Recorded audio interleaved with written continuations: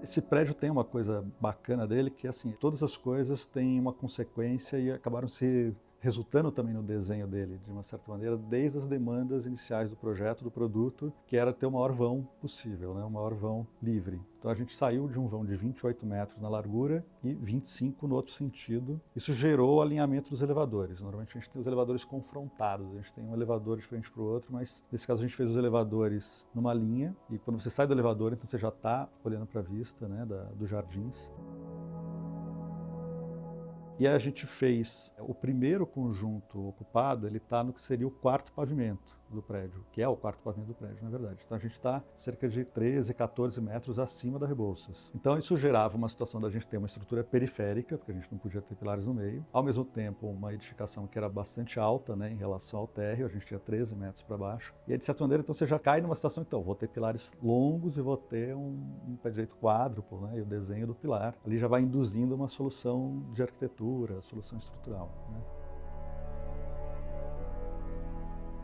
Esses pilares, quando desciam, a gente também tinha uma questão que a gente precisava transicioná-los para fazer a passagem dos subsolos em alguns pontos, no lado oposto a Teçaindá. E no lado da Teçaindá, a gente tem um chanfro do terreno, e a gente tinha umas questões que a gente precisava transicionar para poder chegar na melhor posição da fundação, para poder chegar nas lamelas da parede de diafragma, porque a gente tinha que apoiar na parede de diafragma.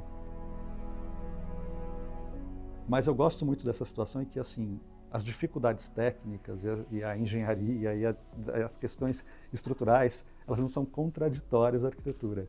Na verdade, elas constroem a arquitetura. A gente construiu tudo junto, a gente construiu simultaneamente todas as coisas, não de uma vez, obviamente, não foi uma coisa que veio de uma maneira única, né? Mas foi uma construção contínua. Mas rapidamente a gente percebeu que o gesto de fazer o pilar em V desde lá de cima era mais forte, era mais interessante como desenho.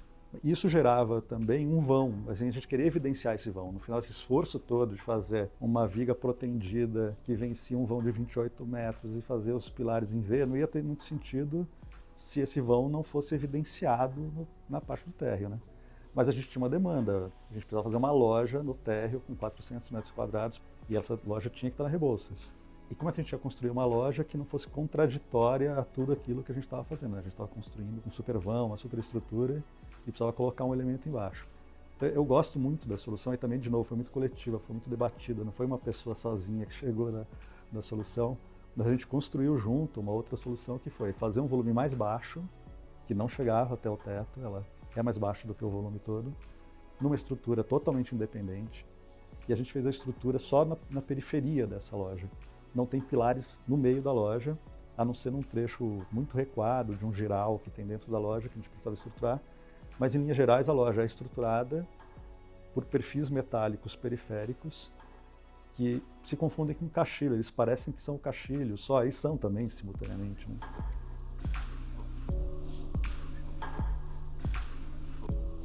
E a gente fez uma estrutura em cima, uma cobertura, que é uma treliça, está invertida ela, de tal maneira que fica mais espaço de vidro possível na parte externa, né?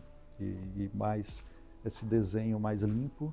Lembra um pouco o detalhe invertido, o detalhe do Paulo Mendes da Rocha na Loja da Forma, antigo, em que ele fez um desenho que era uma pontinha que estreitava e o vidro, o caixilho nascia de uma ponta, e ele fazia um desenho de uma vitrine que era mais evidente. A gente meio que se inspirou nisso e fez ao contrário, fez de cabeça para baixo e fez essa treliça invertida, de tal maneira que é uma construção bem mais leve, ela fica mais baixa e você vê o forro passando direto por cima, indo até lá dentro do lobby, lá atrás.